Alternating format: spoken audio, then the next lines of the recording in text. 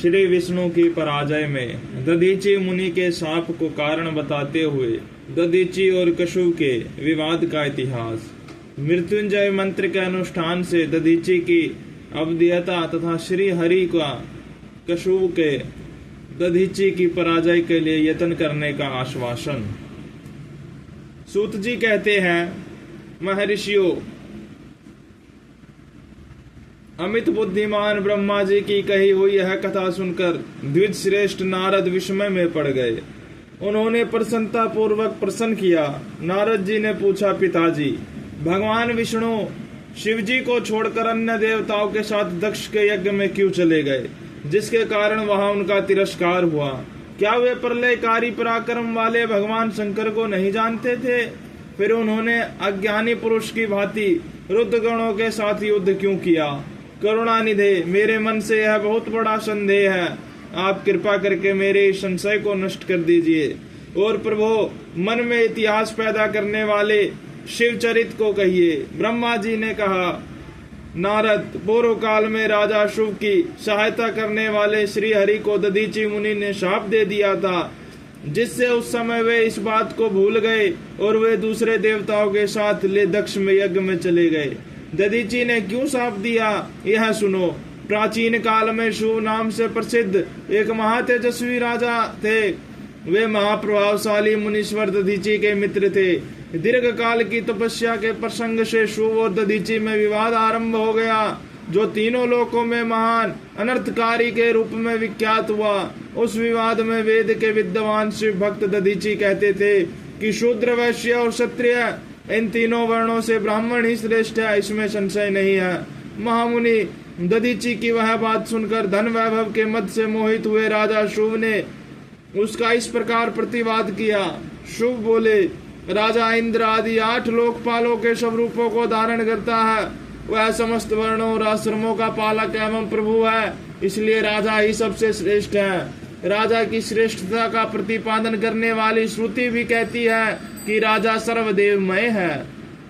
मुने, इस श्रुति के कथनानुसार जो सबसे बड़ा देवता है वह मैं ही हूँ। इस विवेचन से ब्राह्मण की अपेक्षा राजा ही श्रेष्ठ सिद्ध होता है। शिव नंदन, आप इस विषय में विचार करें और मेरा अनादर न करें, क्योंकि मैं सर्वथा आपके लिए पूजनीय हूँ। राजा शुभ का यह मत श्रुतियों और स्मृतियों के विरुद्ध था। इसे सुनकर भृगुकुल भूषण मुनि श्रेष्ठ दधीची को बड़ा क्रोध हुआ। मुने, अपने गौरव का विचार करके कुपित हुए महातेजस्वी दधीची ने शुभ के मस्तक पर बाएं मुक्के से प्रहार किया। उनके मुक्के की मार खाकर ब्रह्मांड के अधिपति कुत्सित बुद्धि वाले शुभ अत्यंत कुपित होकर गरज उठे और उन्होंने वज्र से दधीची को काट डाला। उस वज्र से आहत हो भृगुवंशी दधीची पृथ्वी पर गिर पड़े। भार्ग वंशधर दधीची ने गिरते समय शुक्राचार्य का स्मरण किया। योगी शुक्राचार्य ने आकर दधीची के शरीर को, जिसे शुभ ने काट डाला था, तुरंत जोड़ दिया। दधीची के अंगों को पूर्ववत जोड़कर शिव भक्त शिरोमणि तथा मृत्युंजय विद्या के प्रवर्तक शुक्राचार्य उनसे कहा। शुक्र बोले, तात दधीची, मैं सर्वेश्वर भगवान शिव का पूजन करके तुम्हें श्रुति प्रतिपादित महामृत्युंजय नामक श्रेष्ठ मंत्र का उपदेश देता हूँ। त्र्यंबकम यजामहे, हम भगवान त्र्यंबकम का यजन आराधना करते हैं। त्र्यंबक का अर्थ है तीनों लोकों के पिता प्रभावशाली शिव। वे भगवान सूर्य, सोम और अग्नि तीनों मंडलों के पिता हैं। सत्व, रज और तम तीनों गुणों के महेश्वर हैं। आत्म तत्व, विद्या तत्व और शिव तत्व, इन तीनों तत्वों के आह्वानीय ग्रह प्रत्यय और दक्षिणाग्नि हैं। इन तीनों अग्नियों के सर्वत्र उपलब्ध होने वाले पृथ्वी, जल एवं तेज, इन तीन मूर्त भूतों के अथवा सात्विक आदि भेद से त्रिविध भूतों के, त्रिविध स्वर्ग के, त्रिभुज के त्रिविधा भूत सबके ब्रह्मा और विष्णु शिव हैं। तीनों देवताओं के महान ईश्वर महादेव जी हैं। यहाँ तक मंत्र के प्रथम चरण की व्याख्या हुई। मंत्र का द्वितीय चरण है सुगंधिम पुष्टि वर्धनम। जैसे फूलों में उत्तम गंध होती है, उसी प्रकार वे भगवान शिव संपूर्ण भूतों में, तीनों गुणों में, समस्त कृत्यों में, इंद्रियों में, अनन्यान्य देवों में और गणों के उनके प्रकाशक सारभूत आत्मा के रूप में व्याप्त है, अतएव सुगंध युक्त एवं संपूर्ण देवताओं के ईश्वर है। यहाँ तक सुगंधिम पद की व्याख्या हुई है। अब पुष्टिवर्धनम की व्याख्या करते हैं।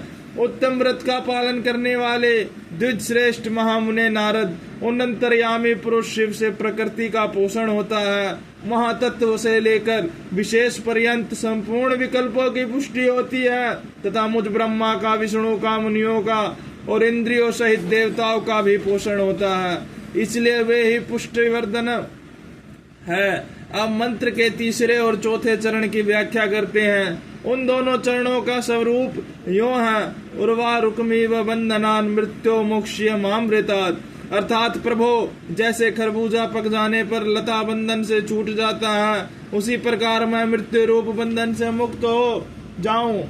अमृत पद मोक्ष पृथक न हो। वे रुद्रदेव अमृत स्वरूप है, जो पुण्य कर्म से, तपस्या से, स्वाध्याय से, योग से अथवा ध्यान से उनकी आराधना करता है, उसे नूतन जीवन प्राप्त होता है। इस सत्य के प्रभाव से भगवान शिव स्वयं ही अपने भक्त को मृत्यु के सूक्ष्म बंधन से मुक्त कर देते हैं, क्योंकि वे भगवान ही बंधन और मोक्ष देने वाले हैं। ठीक उसी तरह जैसे उर्वारुक अर्थात ककड़ी का पौधा अपने फल को स्वयं ही लता के बंधन में बांधे रखता है और पक जाने पर स्वयं ही उसे बंधन से मुक्त कर देता है। यह मृत संजीवनी मंत्र है, जो मेरे मत से सर्वोत्तम है। तुम प्रेम पूर्वक नियम से भगवान शिव का स्मरण करते हुए इस मंत्र का जप करो। जप और हवन के पश्चात इसी से अभिमंत्रित किए हुए जल को दिन और रात में पियो तथा शिव विग्रह के समीप बैठकर उन्हीं का ध्यान करते रहो। इससे कहीं भी मृत्यु का भय नहीं रहता। न्यास आदि सब कार्य करके विधिवत भगवान शिव की पूजा करो। यह सब करके शांत भाव से बैठकर भक्तवत्सल शंकर का ध्यान करना चाहिए। मैं भगवान शिव का ध्यान बता रहा हूँ, जिसके अनुसार उसका चिंतन करके मंत्र जप करना चाहिए। इस तरह निरंतर जप करने से बुद्धिमान पुरुष भगवान शिव के प्रभाव से उस मंत्र को सिद्ध कर लेता है। मृत्युंजय का ध्यान। हसताम भोज युगस्त कुंभ युगालादोदर्त्य तोयम श्री सिंचतम करयोर्गेन ददतम स्वांगे शकुंभो करे अक्षर मृगहस्तम भुजगतम मूर्ध सतचंद्र शवत पीयूषार्ध तनुम भजे सगिरिजम त्र्यक्षम च मृत्युंजयम। जो अपने दो कर कमलों से रखे हुए दो कलशों से जल निकालकर उनसे ऊपर वाले दो हाथों द्वारा अपने मस्तक को सींचते हैं, उनके अन्य दो हाथों में दो घड़े लिए उन्हें अपनी गोद में रखे हुए हैं तथा शेष दो हाथ में रुद्राक्ष एवं मृग मुद्रा धारण करते हैं। कमल के आसन पर बैठे हैं। सिर पर स्थित चंद्रमा से निरंतर झरते हुए अमृत से जिनका सारा शरीर भीगा हुआ है तथा जो तीन नेत्र धारण करने वाले हैं, उन भगवान मृत्युंजय का जिनके साथ गिरिजानंदनी उमा भी विराजमान है, मैं भजन चिंतन करता हूँ। ब्रह्मा जी कहते हैं, तात मुनि श्रेष्ठ दधीची को इस प्रकार उपदेश देकर शुक्राचार्य भगवान शंकर का स्मरण करते हुए अपने स्थान लौट गए। उनकी वह बात सुनकर महामुने दधीची बड़े प्रेम से शिव जी का स्मरण करते हुए तपस्या के लिए वन में गए। वहां जाकर उन्होंने विधि पूर्वक महामृत्युंजय मंत्र का जप और प्रेम पूर्वक भगवान शिव का चिंतन करते हुए तपस्या प्रारंभ की। दीर्घ काल तक उस मंत्र का जप और तपस्या द्वारा भगवान शंकर की आराधना करके दधीची ने महामृत्युंजय शिव को संतुष्ट किया। महामुने उस जप से प्रसन्नचित हुए भक्तवत्सल भगवान शिव दधीची के प्रेम वश उनके सामने प्रकट हो गए। अपने प्रभु शंभु का साक्षात दर्शन करके मुनीश्वर दधीची को बड़ी प्रसन्नता हुई। उन्होंने विधि पूर्वक प्रणाम करके दोनों हाथ जोड़ भक्ति भाव से शंकर का स्तवन किया। तात मुने तदंतर मुनि के प्रेम से प्रसन्न हुए। शिव ने चवन कुमार दधीची से कहा, तुम वर मांगो। भगवान शिव का यह वचन सुनकर भक्त शिरोमणि दधीची दोनों हाथ जोड़ नतमस्तक हो भक्त वत्सल शंकर से बोले। दधीची ने कहा, देव देव महादेव, मुझे 3 वर दीजिए। मेरी हड्डी वृक्ष की हो जाए, कोई भी मेरा वध न कर सके और मैं सर्वत्र अधीन रहूं, कभी मुझ में दीनता न आए। दधीची का यह वचन सुनकर प्रसन्न हुए परमेश्वर शिव ने तथास्तु कहकर उन्हें 3 वर दे दिए।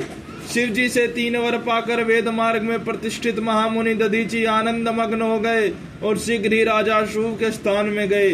महादेव जी से अवध्यता, वज्रमय अस्थि और अधीनता पाकर दधीची ने राजेंद्र शुभ के मस्तक पर लात मारी। फिर तो राजा शुभ ने भी क्रोध करके दधीची पर वज्र से प्रहार किया।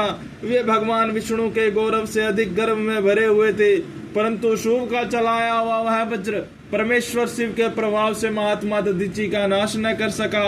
इससे ब्रह्म कुमार शुभ को बड़ा विस्मय हुआ। मुनीश्वर दधीची की अवध्यता, अधीनता तथा वज्र से भी बढ़ चढ़कर प्रभाव देखकर ब्रह्म कुमार शुभ के मन में बड़ा आश्चर्य हुआ। उन्होंने शीघ्र ही वन में जाकर इंद्र के छोटे भाई मुकुंद की आराधना आरंभ की। वे शरणागत पालक नरेश मृत्युंजय सेवक दधीची से पराजित हो गए थे। शुभ की पूजा से गरुड़ ध्वज भगवान मधुसूदन बहुत संतुष्ट हुए। उन्होंने राजा को दिव्य दृष्टि प्रदान की। उस दिव्य दृष्टि से ही जनार्दन देव का दर्शन कर गए। उन गरुड़ ध्वज को शुभ ने प्रणाम किया और प्रिय वचनों द्वारा उनकी स्तुति की। इस प्रकार देवेश्वर आदि से प्रशंसित उन अजय ईश्वर श्री नारायण देव का पूजन और सत्वन करके राजा ने भक्ति भाव से उनकी ओर देखा तथा उन जनार्दन के चरणों में मस्तक रखकर प्रणाम करने के पश्चात उन्हें अपना अभिप्राय सूचित किया। राजा बोले, भगवान दधीची नाम से प्रसिद्ध एक ब्राह्मण है जो धर्म के ज्ञाता हैं। उनके हृदय में विनय का भाव है। वे पहले मेरे मित्र थे। इन दिनों रोग शोक से रहित मृत्युंजय महादेव जी की आराधना करके वे उन्हीं कल्याणकारी शिव के प्रभाव से समस्त अस्त्र शस्त्रों द्वारा सदा के लिए अवध्य हो गए हैं। एक दिन उन महातपस्वी दधीची ने भरी सभा में आकर अपने बाएं पैर से मेरे मस्तक पर बड़े वेग से अवहेलना पूर्वक प्रहार किया और बड़े गर्व से कहा, मैं किसी से नहीं डरता। हरे, वे मृत्युंजय से उत्तम वर पाकर अनुपम गर्व से भरे हैं। ब्रह्मा जी कहते हैं, नारद महात्मा दधीची के अवध्यता का समाचार जानकर श्री हरि ने महादेव जी के अतुलित प्रभाव का स्मरण किया। फिर वे ब्रह्मपुत्र राजा शुभ से बोले, राजेंद्र, ब्राह्मणों को कहीं थोड़ा सा भी भय नहीं है। भूपते, विशेषतः रुद्र भक्तों के लिए तो भय नाम की कोई वस्तु है ही नहीं। यदि मैं तुम्हारी ओर से कुछ करूं तो ब्राह्मण दधीची को दुख होगा और वह मुझ जैसे देवता के लिए भी शाप का कारण बन जाएंगे। राजेंद्र, दधीची के शाप से दक्ष के यज्ञ में सुरेश्वर शिव से मेरी पराजय होगी और फिर मेरा उत्थान भी होगा। महाराज, इसलिए मैं तुम्हारे साथ रहकर कुछ करना नहीं चाहता। मैं अकेला ही तुम्हारे लिए दधीची को जीतने का प्रयत्न करूंगा। भगवान विष्णु का यह वचन सुनकर शुभ बोले, बस बहुत अच्छा, ऐसे ही हो। ऐसा कहकर वे उस कार्य के लिए मन ही मन उत्सुक हो प्रसन्नता पूर्वक वहीं ठहर गए।